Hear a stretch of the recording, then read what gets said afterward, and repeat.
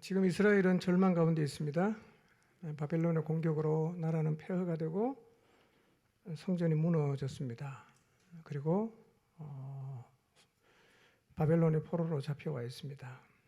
이스라엘에게 성전이 무너졌다는 말은 하나님이 떠났다는 의미인데, 그래서 이스라엘은 지금 어떤 희망도 가질 수 없는 상황입니다. 나라는 과연 회복할지, 고향으로는 돌아갈 수 있을지 알 수가 없습니다. 깊은 절망의 터널을 지나고 있는데 하나님께서 에스겔에게 마지막 환상을 보여주셨는데, 이 환상은 이스라엘이 다시 살아나고 회복될 수 있다는 희망의 환상이었습니다. 절망하고 있는 자기 백성 이스라엘에게 여전히 희망이 있다는 사실을 환상을 통해서 보여주신 것입니다. 저는 에스겔이 보았던 이 환상을 오늘 우리도 보아야 한다고 생각합니다. 교회가 점점 힘을 잃고 있습니다. 오늘도 힘들지만 내일 회복될 것이라는 희망을 품기 어렵기 때문에 더 절망과 어둠의 터널을 우리가 지금 지나고 있습니다.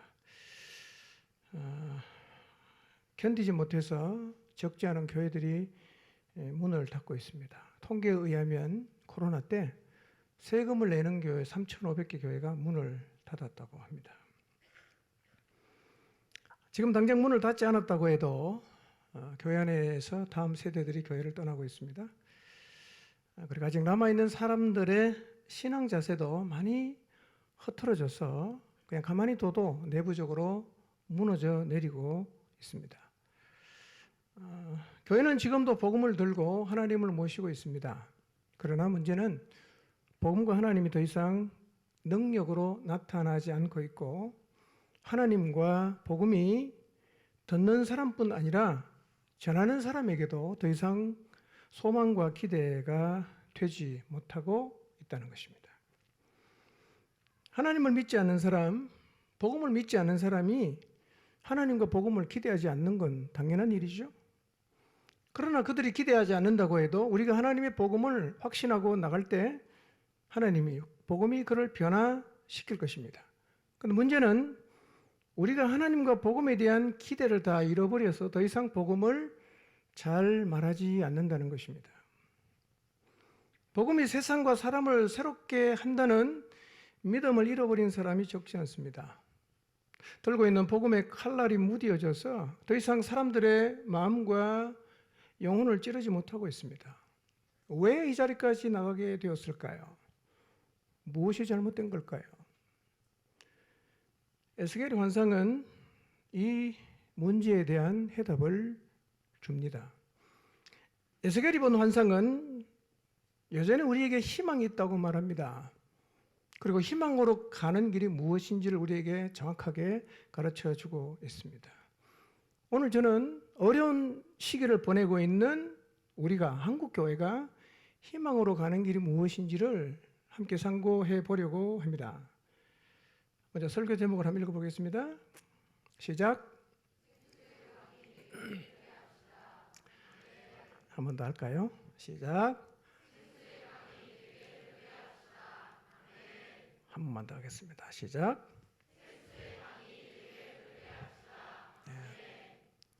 이 제목을 마음에 담고 말씀을 들으시기 바랍니다. 자, 47장 1절 2절을 볼까요? 시작. 그가 나를 데리고 성전 문에 이르시니 성전의 앞면이 동쪽을 향하였는데 그 문지방 밑에서 물이 나와 동쪽으로 흐르다가 성전 오른쪽 제단 남쪽으로 흘러내리더라. 그가 또 나를 데리고 북문으로 나가서 바깥길로 꺾여 동쪽을 향한 바깥문에 이르시기로 본즉 물이 그 오른쪽에서 스며 나오더라. 그가 나를 데리고 성전문으로 갔다, 이렇게 말씀하고 있는데요. 그는 여러 해석이 있지만 대개는 천사일 것으로 봅니다. 천사가 에스겔을 데리고 성전문에 이르렀습니다. 성전 앞면이 동쪽을 향해 있고 그 성전 문지방 밑에서 물이 나와서 동쪽으로 흐르다가 성전 오른쪽 남쪽으로 흘려 내렸다고 했는데요. 좀 뭔 말인지 모르겠죠? 그림을 보여드리겠습니다. 예.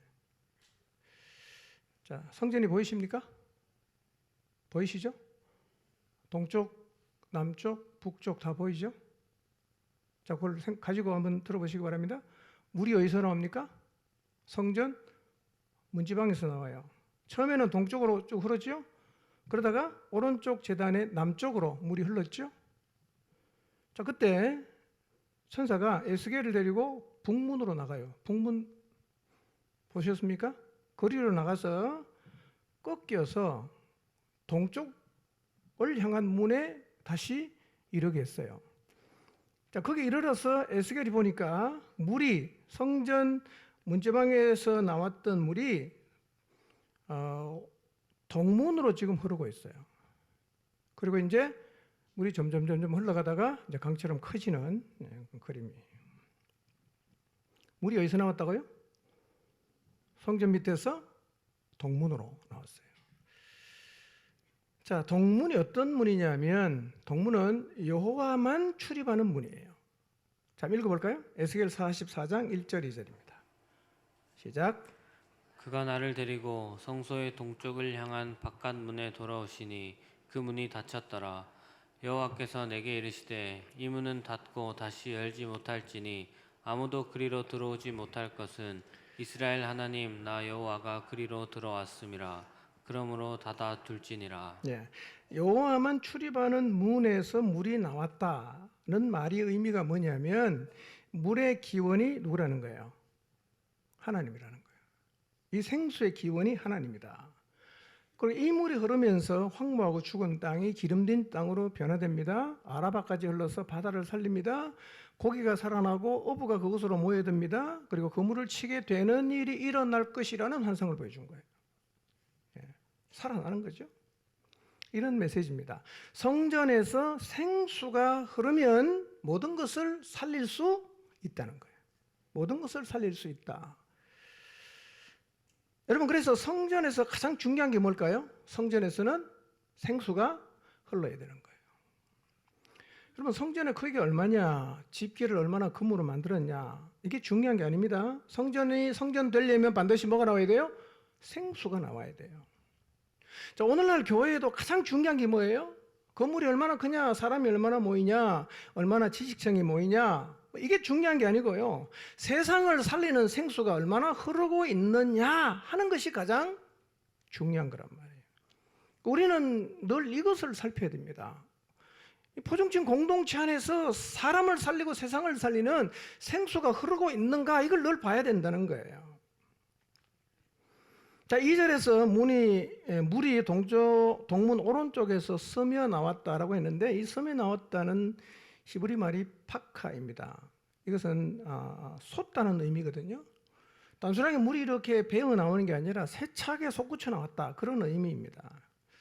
성전 문지방에서 물이 세차게 솟아 나왔어요. 그러니까 강을 이룰 수 있겠죠. 이 말의 의미가 뭘까요?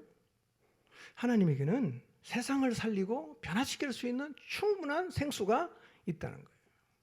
그분에게는 세상을 살릴 수 있는 생수가 넉넉하다는 것입니다. 자, 오늘 저는 집중적으로 생각해 볼 게 이거예요. 그러면 성전 문지방에서 물이 나왔어요. 이 물이 모든 걸 다 살려냈어요. 이 물이 뭘로 의미하는가 하는 거예요. 물이 뭘까? 예. 여러분, 성전 문지방에서 물이 나와서 세상을 살렸는데 오늘날 교회로 비유할 수 있죠. 그럼 이 교회 문지방에서 물이 나온다는 무슨 뜻일까요? 강대상 밑에 그냥 수도를 넣어갖고 그냥 물이 나오게 한다, 그런 의미 아니겠죠? 뭘 얘기하는 걸까요? 추상적인 개념이 아니라 실제적으로 성전에서 물이 나왔다, 이 물이 뭐냐 하는 거예요.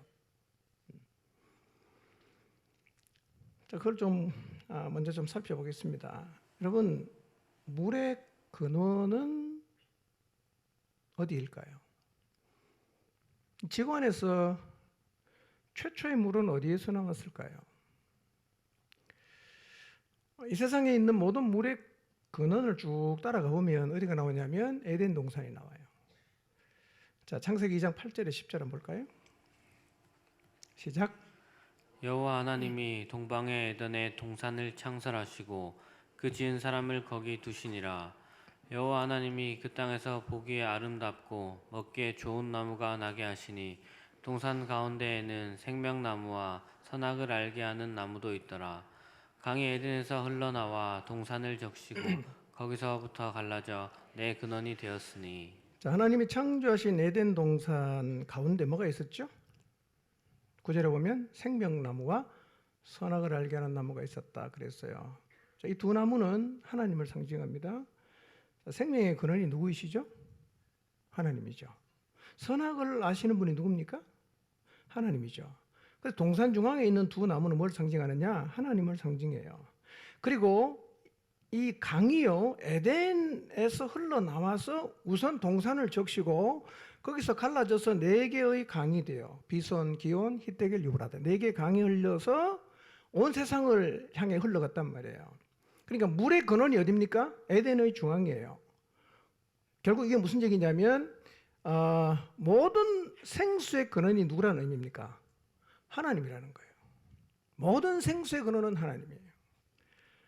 그러니까 온 세상은 에덴의 중앙에서, 그러니까 하나님에게서 흘러나오는 생명수로 살아가요. 자, 그런데 아담과 하와가 선악을 알게 하는 나무 실과를 먹었죠. 에덴에서 쫓겨났습니다. 그래서 이 세상은 에덴과 뭐가 됐죠? 단절이 됐어요.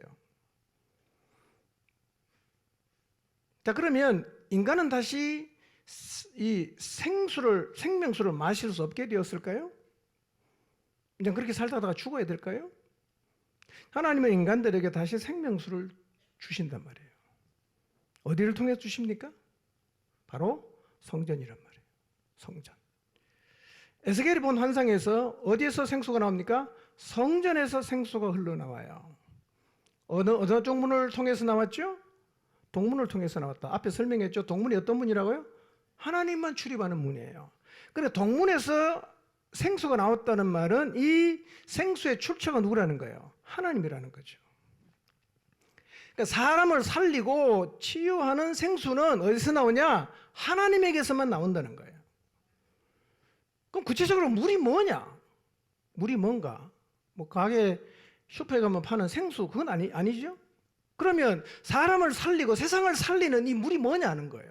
하나님으로부터 나오는 이 물이 뭐냐?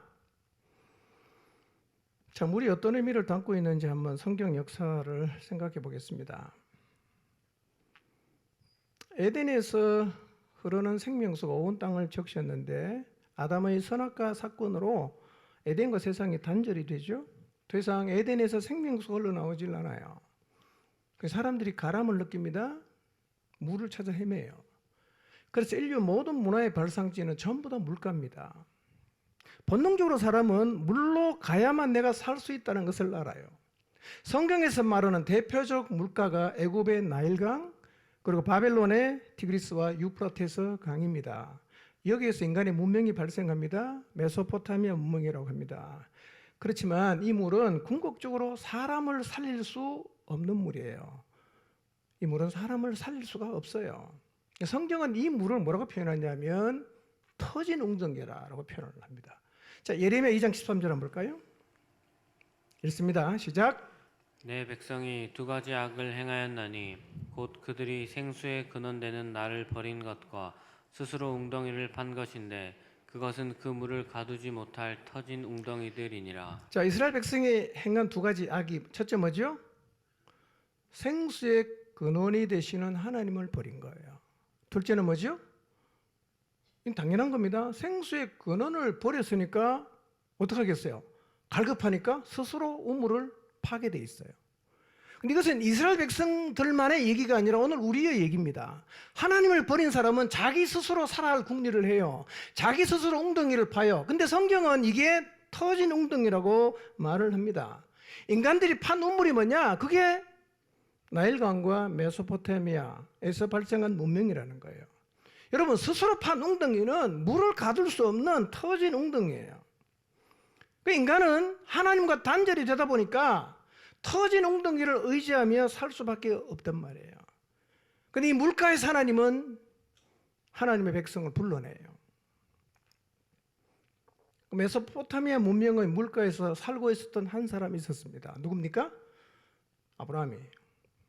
하나님은 메소포타미아 문명권 갈대아 우울에 살고 있던 아브라함을 불러요. 어디로 가라고 말씀하십니까? 가나안으로 가라고 말씀하십니다.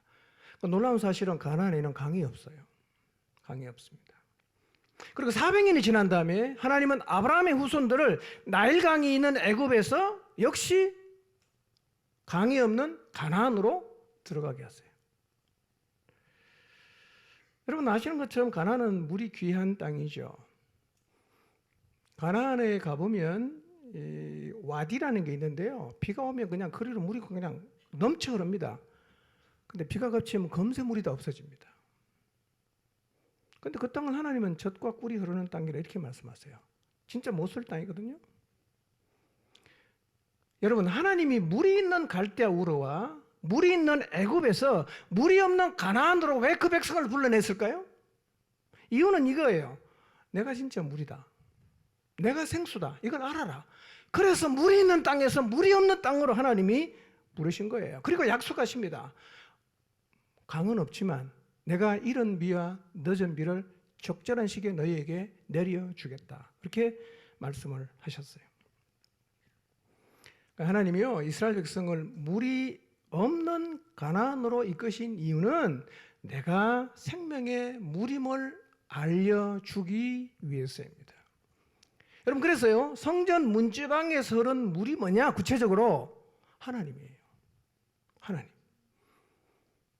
여러분 성전 문지방에서 흐른 물은 하나님인데요. 문제는 이거예요.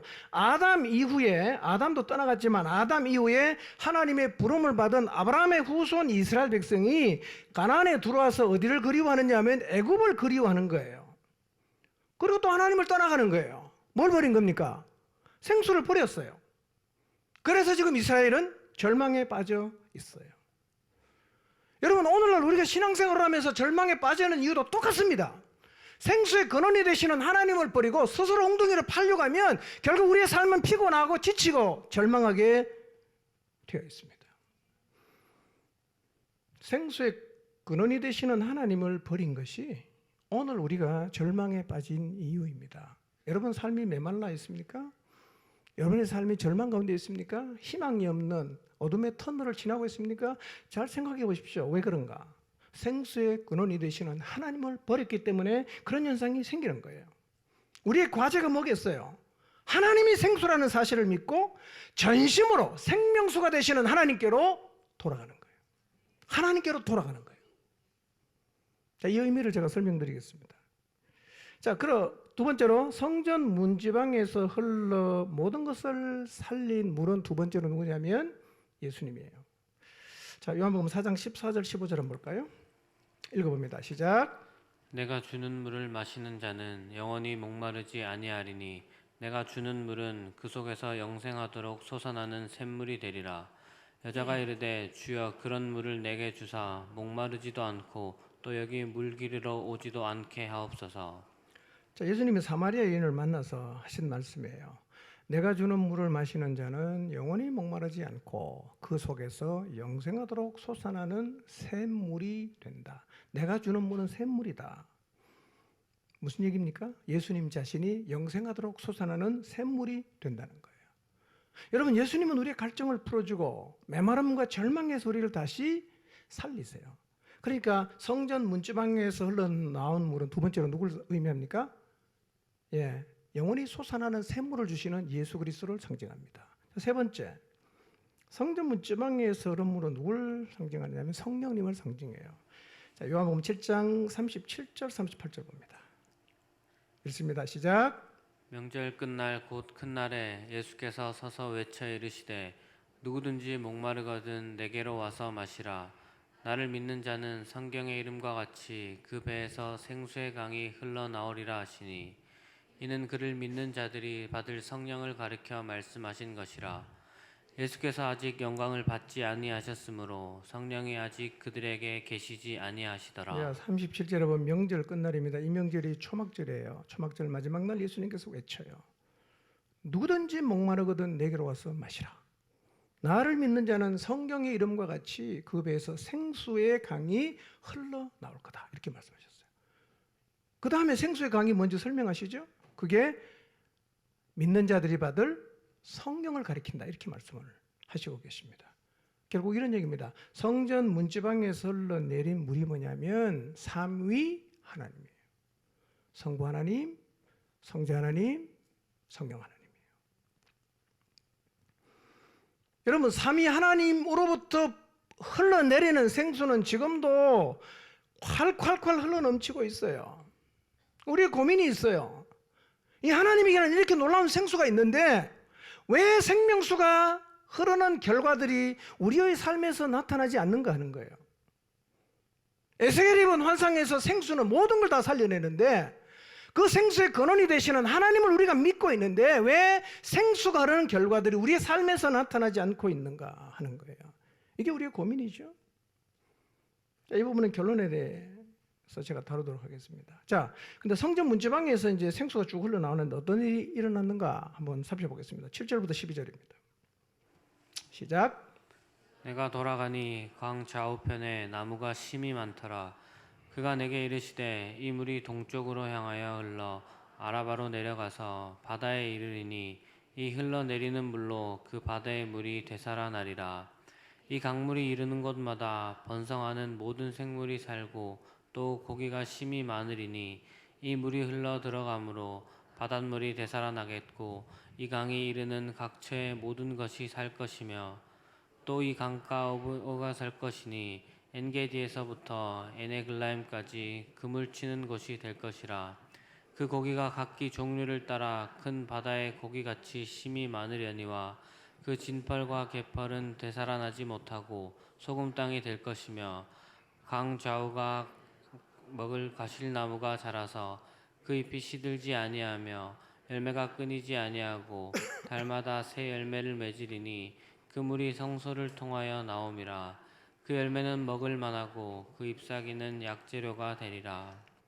자, 동문에서 흐르는 생수를 따라 에스겔이 청량을 해요. 천척씩 청량을 해서 발목에서 무릎으로 허리로 헤엄칠 만한 물가까지 경험을 했어요. 자, 3절과 6절은 제가 뒤에 가서 설명하겠지만요. 그 하나님의 그 생수의 능력은 경험에서 알아야 됩니다. 이론으로 하는 건 소용이 없어요. 저는 여러분 모두가 이 놀라운 하나님의 은혜를 경험해서 알게 되기를 바랍니다. 발목에서 시작해서 완전히 헤엄치는 강에 이르는 그 생수의 그 풍성함을 여러분의 삶에서 직접 경험해 보시기를 바랍니다. 자, 경험한 다음에 천사가 에스겔을 강가로 데리고 나와요. 그리고 이제 생수가 흐르는 그 주변을 이렇게 보게 하세요. 보게 했는데 7절에 보니까 그 생수가 흘러내린 이후에 그 주변 광경을 쭉 설명을 하는데요. 어떤 일이 벌어집니까? 강 좌우편에 나무가 심이 많이 생겼어요. 그리고 열매가 풍성하게 맺혔어요. 여러분, 이것이 생수가 교회에 흐를 때 나타나는 현상이에요. 생수가 흐르면 사람이 살아나요. 생수가 흐르면 열매가 있습니다. 이런 일이 나타나요. 자, 우리 여기서 한 가지 먼저 좀 잠깐 생각해야 될 게 있어요. 하나님 은혜는요, 어디서 시작했어요? 성전 문지방에 시작했어요. 성전에서 시작했어요.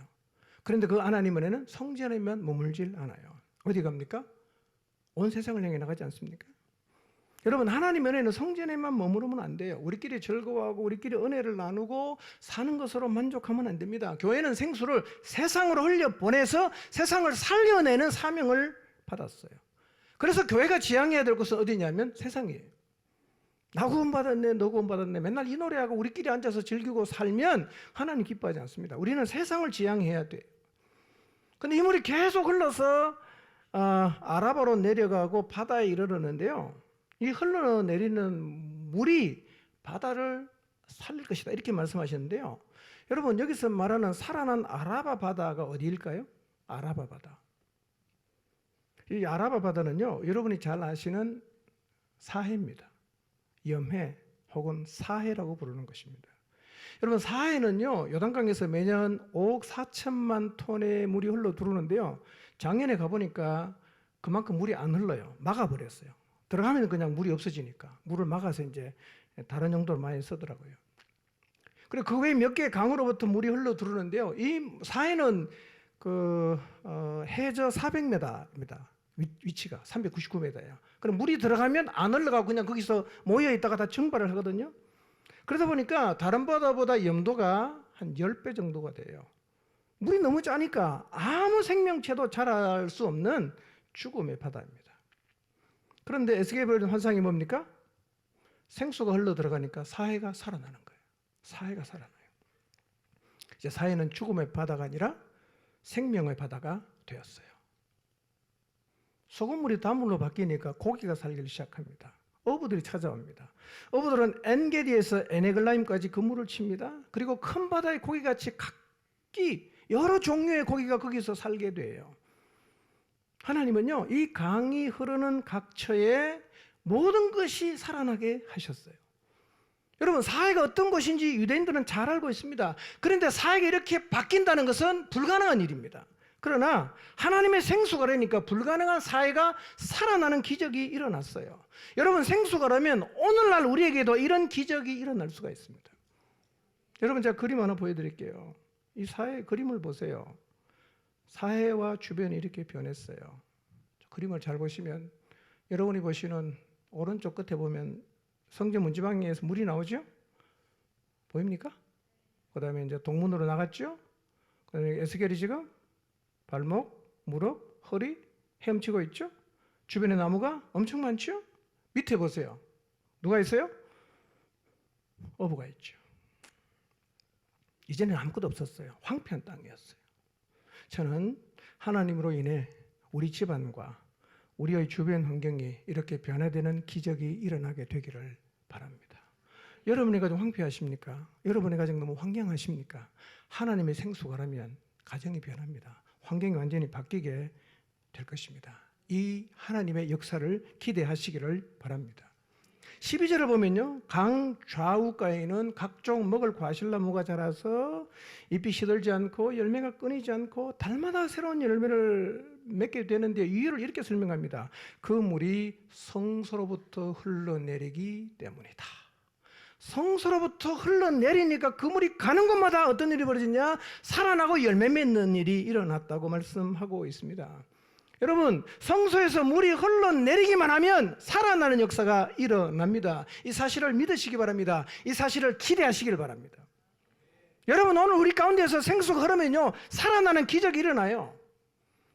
근데 7절부터 12절을 쭉 읽어보시면요, 성전 문지방에서 흐르는 물이 강을 이루고 바다로 흘러가서 바다를 살려내는데요, 세 가지 역사가 일어났어요. 저는 이것은 오늘날 교회에서 일어나야 되는 역사라고 생각합니다. 첫째 뭐냐? 살아나는 거예요. 둘째 뭐냐? 고쳐지는 거예요. 셋째는 뭐냐? 열매 맺는 거예요. 살아나고 고치고 열매 맺고. 여러분, 이런 일이 오늘 우리에게 얼마나 필요합니까? 살아내야 될 사람 많지요. 고쳐야 될 사람 너무 많지요. 저는 이전보다 지금의 비교를 해보면요, 정말 망가지고 왜곡된 사람이 너무너무 많아요. 하나님의 은혜로, 하나님의 생수로 정말 고쳐져야 될 영혼이 너무 많아요. 생수가 흐르면 세 가지 역사입니다. 살아나고 고쳐지고 열매 맺고. 사실 이것은 우리가 가장 기대하는 거 아닙니까? 우리가 가장 소망하고 있는 거 아닙니까? 지금 여러분의 목장에서 이런 일이 일어나고 있나요? 살아나고 고쳐지고 열매 맺고. 생수가 흐르기 시작하면요, 이런 놀라운 일들이 일어나요. 한번 돌아봅시다. 이 말씀 앞에서 나는 지금 살아있을까요? 나는 고쳐졌을까요? 내 삶에는 열매가 있을까요? 그 주변을 한번 돌아봅시다. 그가 살아나고 있는가? 그가 고쳐지고 있는가? 그의 삶에서 풍성한 열매가 있는가? 저는 우리 공동체 안에서 이런 놀라운 일들이 계속해서 일어나게 되기를 바랍니다. 자, 계시록 22장 1절 2절 한번 볼까요? 시작. 또 그가 수정같이 맑은 생명수의 강을 내게 보이니 하나님과 및 어린 양의 보좌로부터 나와서 길 가운데로 흐르더라. 강 좌우에 생명나무가 있어 12가지 열매를 맺되 달마다 그 열매를 맺고 그 나무 잎사귀들은 만국을 치료하기 위하여 있더라. 예, 여러분, 생명수가 흐르는 곳에는 똑같은 일이 공통적으로 일어납니다. 살리고 치료하고 열매 맺고. 오늘 우리에게도 이 생수가 흐르기 시작하면 똑같은 일이 일어나게 될 거예요. 저는 목회를 하면서 고민하는 게 하나 있어요. 그게 뭐냐면, 시간이 많이 흘러갔지만 도무지 살아날 희망을 품기 어려운 사해 같은 사람 때문입니다. 하나님 어떻게 하면 저 영혼 살릴 수 있을까요? 기도하지만 그냥 바라보면 마음이 무거워지고 답답해질 때가 있어요. 왜 저 영혼은 살아나지 않는 걸까? 왜 저 영혼은 고쳐지지 않는 걸까? 왜 저 영혼에게는 복음이 능력으로 다가가지 않는 걸까? 이걸 고민하게 돼요.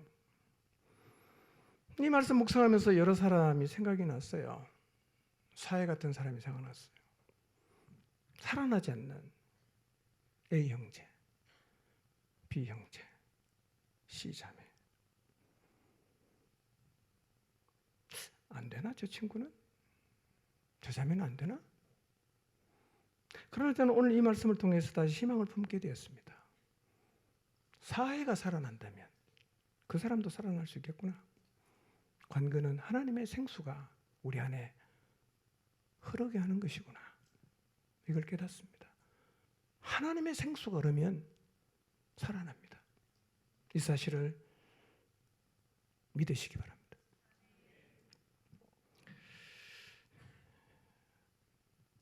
자, 그러면 성전 문지방에서 물이 흘렀잖아요. 이게 구체적으로 뭘 의미하는 걸까요? 자, 성전은 오늘날로 말하면 교회로 이해하실 수 있습니다. 근데 포종침에서 생수가 흘러나와서 에덴 중앙에서 흘러나온 물은 에덴부터 먼저 살리지 않습니까? 우리부터 살리는 거예요. 그 다음에 가정을 살리고 이 도시를 살리고 세계를 살릴 수 있겠죠? 그러면 포종침에서 생수가 흐른다는 말의 뜻이 뭘까요? 나는 빼고 교회 어느 장소에서 그냥 이 생수가 나와야 된다, 그런 의미일까요? 여러분, 이 포종침 공동체 안에서 하나님의 생수가 흐른다는 말은 나를 제외시켜 놓고 생각하시면 안 돼요. 이 몸 안의 지체인 나에게서 생수가 흘러가야 돼요. 그럼 생수가 뭐라 그랬죠? 생수가 삼위 하나님이라고 그랬잖아. 그럼 우리에게서, 나에게서 생수가 흐른다는 말이 의미가 뭘까요? 하나님이 나에게서 흘러야 된다, 이 말이에요. 하나님이 내 삶에서 흘러야 된다는 말이에요. 삼위 하나님이 나에게 먼저 흘러서 나를 살리고 내 생활을 살린다면 내 주변도 살리게 될 것입니다. 하나님이 내 삶에서 흘러야 돼요. 그러면 내 삶이 하나님이 어떻게 흐르게 할 수 있죠?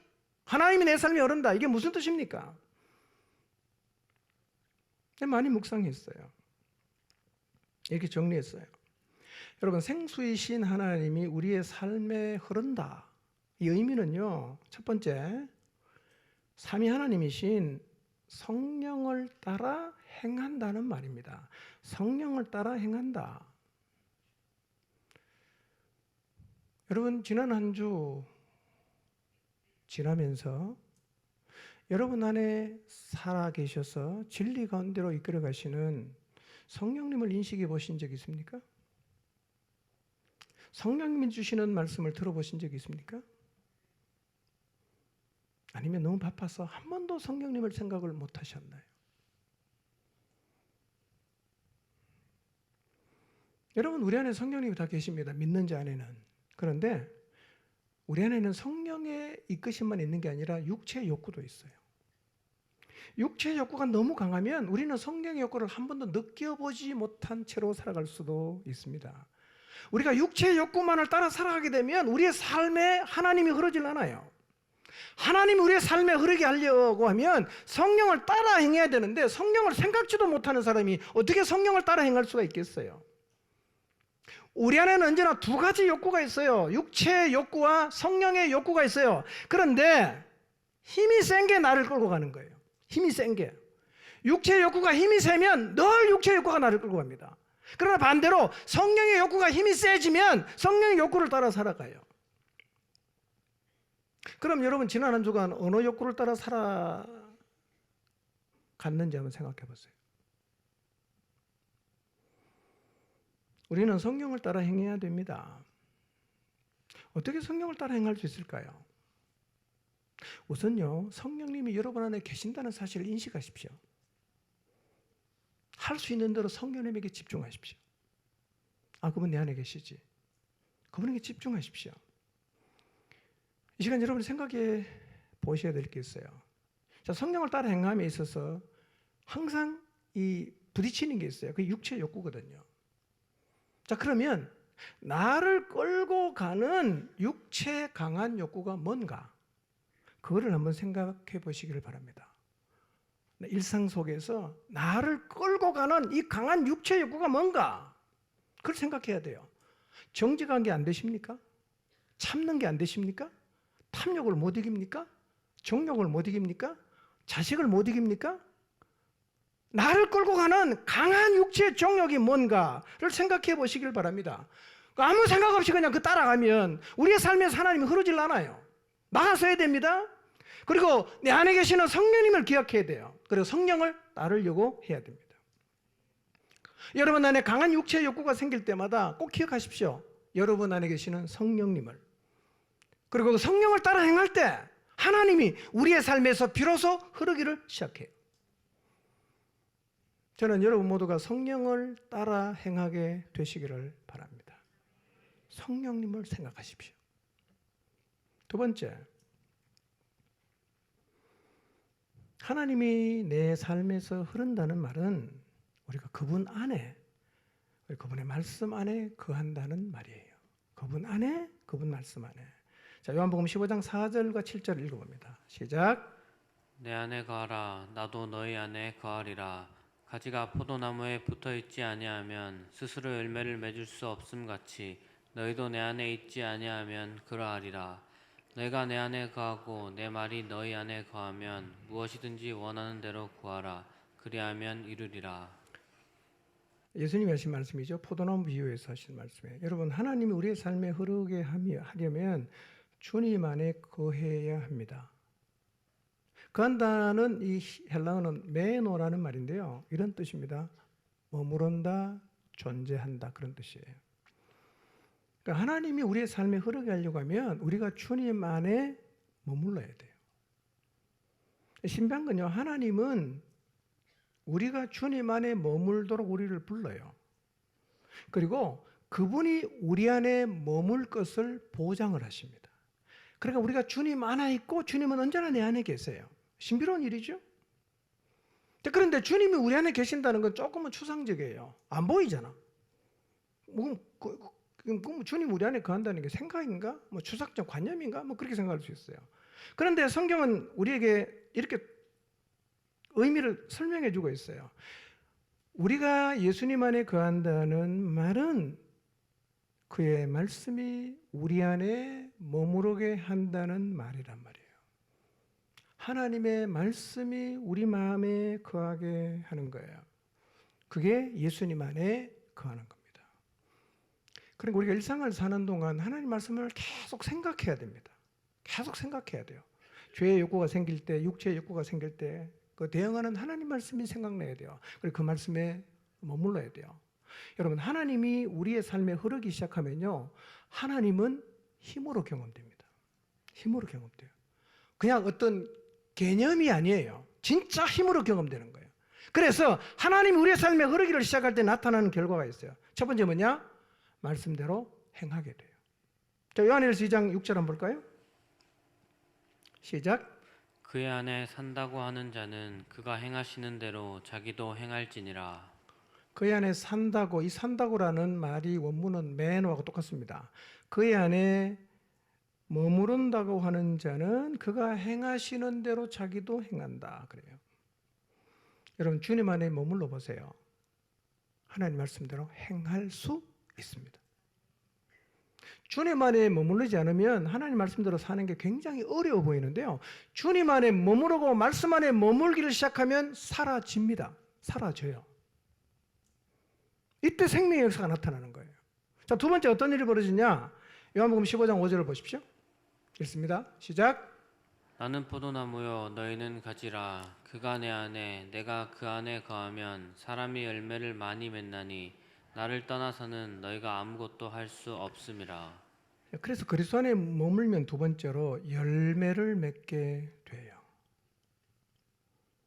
저는 여러분 이것을 개념으로 이해하지 말고 여러분이 경험하게 되기를 바랍니다.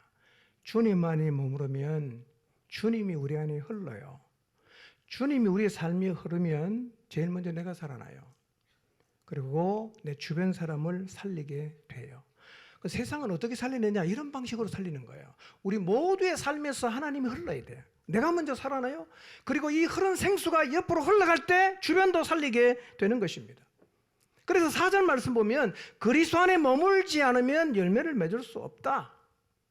그렇게 말씀하십니다. 그러니까 여러분의 삶에서 열매가 없다. 이 말은 하나님이 여러분의 삶에서 흐르지 않고 있다는 말입니다. 자, 그럼 좀 더 구체적으로 우리 일상에서 어떻게 주님 안에 머무를 수 있을까요? 일상에서 한 가지만 말씀드릴게요. 생각하십시오. 생각하십시오. 예수님을 생각하고 성령님을 생각하고 하나님을 생각하고 하나님 말씀을 생각해 보십시오. 여러분 계속 삼위 하나님을 생각하세요. 오늘 교회 문을 났을 때 하나님 생각하세요. 차를 탈 때 하나님 생각하세요. 신호대기 할 때 하나님 생각하세요. 지문에 들었을 때 하나님 생각하세요. 나쁜 생각이 들 때 하나님 생각하십시오. 죄 짓고 싶은 마음이 생길 때 하나님을 생각하시기를 바랍니다. 우리는 하나님 생각을 거의 못해요. 생각이 나면 내가 무슨 생각을 하고 있는지를 또 생각해 보시길 바랍니다. 그리고 다시 하나님을 생각하십시오. 우리의 문제는 뭐냐? 별 생각 없이 세상을 너무 많이 생각한다는 거예요. 온통 생각하는 게 세상밖에 없어요. 여러분 생각이 차면 행동합니다. 세상을 계속 생각하는 사람은 결국 세상을 따라가게 되어 있습니다. 그러나 반대로 하나님을 계속 생각하고 그 생각이 차면 우리가 하나님 말씀대로 살아가게 돼요. 여러분의 생각을 빼앗기지 마시기를 바랍니다. 이렇게 주님 안에 계속 머무르면요 우리가 주님의 소유가 되죠. 삼위 하나님 우리의 삶에서 흐르기를 시작합니다. 여러분 하나님은 프로그램으로 우리의 삶에 흐르게 할 수가 없어요. 하나님은 사역을 한다고 우리의 삶에 흐르는 것도 아니에요. 하나님이 우리의 삶에 흐르게 것은 하나님과 실제적인 관계를 통해서만 할 수 있습니다. 저는 우리 모두의 삶에서 하나님이 흐르게 되기를 바랍니다. 성령님이 흐르시고 예수님이 흐르시고 그리고 하나님 그분이 흐르시고 늘 그분의 임재 가운데 그분의 말씀을 생각하고 성령을 따라 행하는 이런 일을 하게 되면요 제일 먼저 여러분이 살아납니다. 자, 근데 이제 마지막으로 하나 더 생각해야 될 게 있어요. 흐르는 게 굉장히 중요해요. 근데 문제는 계속 흐르게 해야 된다는 거예요. 계속 흘러야 깊어집니다. 근데 우리는 잠깐 흐르다가 또 멈춰요. 잠깐 흐르다가 또 멈춰요. 그러니까 뭐가 안 생기냐? 신앙에 깊이가 안 생기는 거예요. 똑같아 맨날. 여러분 우리의 삶에서 하나님이 안 흐르면 우리는 절대로 신앙이 안 깊어집니다. 안 깊어져요. 네. 여러분 모두의 삶에서 하나님이 계속해서 흐르게 되기를 축복합니다. 자, 3절 6절 한번 볼까요? 읽습니다. 시작. 그 사람이 손에 줄을 잡고 동쪽으로 나아가며 천척을 측량한 후에 내게 그 물을 건너게 하시니 물이 발목에 오르더니 다시 천척을 측량하고 내게 물을 건너게 하시니 물이 무릎에 오르고 다시 천척을 측량하고 내게 물을 건너게 하시니 물이 허리에 오르고 다시 천척을 측량하시니 물이 내가 건너지 못할 강이 된지라. 그 물이 가득하여 헤엄칠 만한 물이요 사람이 능히 건너지 못할 강이더라. 그가 내게 이르시되 인자야 내가 이것을 보았느냐 하시고 나를 인도하여 강가로 돌아가게 하시기로. 신앙은 이렇게 깊어져야 됩니다. 깊어져야 됩니다. 10년 교회 다녔을 때, 10년 예수님 믿었을 때하고 20년 예수님 믿었을 때는 좀 더 깊어져야 되지 않겠어요? 저를 보니까요. 교회 오래 다닌다고 믿음이 더 좋아지는 것이 아닌 게 분명합니다. 저는 교회 오래 다니는 사람 중에 믿음이 좋아지는 사람을 많이 보지 못합니다. 더 나빠집니다. 고집만 세집니다. 하나님이 우리의 삶에 흐르지 않으면 우리는 절대로 신앙이 안 깊어져요. 천척 청량할 때마다 계속해서 깊어지지 않았습니까? 우리의 문제가 무엇입니까? 하나님이 우리의 삶에 흐르지 않으니까 신앙이 안 깊어지는 거예요. 신앙이 얕은 사람이 너무 많지 않습니까? 여러분 신앙 깊어지고 싶습니까? 늘 삼위 하나님을 생각하십시오. 그리고 그 하나님 안에 머무르시기를 바랍니다. 에스겔이 경험한 강의 깊이는 4가지였어요. 오늘 우리의 신앙의 위치도 이 넷 중에 하나에 속해 있겠죠. 발목, 무릎, 허리, 강. 저는 여기 한 가지 좀 더 해봤어요. 그게 뭐냐? 발목 이전 상태예요. 마른 땅입니다. 물기가 하나도 없어. 마른 땅. 여러분, 물기가 없는 마른 땅 얼마나 마음대로 뛰어다닐 수 있어요? 그래서 먼지를 날리면서 그냥 자기 마음대로 뛰어다니는 상태도 있어요. 여러분, 마른 땅은 자기 마음대로 뛰어다니게 수 있죠? 뭐 걸리는 게 있습니까? 뭐 동쪽 갔다가 서쪽 갔다가 앞으로 갔다가 뒤로 갔다가. 그래서 정말 먼지를 풀풀 날리면서 동서남북 좌충우돌하는 사람도 있죠. 이런 사람은요, 하나님과 아무 상관없이 자기 마음대로 합니다. 이 사람은 하나님이 전혀 삶에 흐르지 않은 사람이에요. 믿지 않은 사람일 수도 있죠. 혹시 나는 물 한 방울 없는 맨 땅에서 먼지 풀풀 날리며 뛰어다니는 사람은 아닌가 한번 생각해 보십시오. 에스겔은 천사 인도를 따라 동쪽으로 가다가 천척을 청량했는데 그때 물이 어디까지 왔냐? 발목까지 찼어요. 이 척이라는 것은요, 메타로 환산하면 조금 다 달라요. 이 팔꿈치에서 여기까지가 한 척인데 성전의 척은요, 손바닥 하나 더 하는 거거든요. 어떤 사람은 뭐 40 몇 센치, 어떤 사람은 50 몇 센치 이렇게 보는데요. 대충 뭐 하면 한 500m에서 550m 정도 된다고 보면 됩니다. 그럼 발목까지 차면 어떻습니까?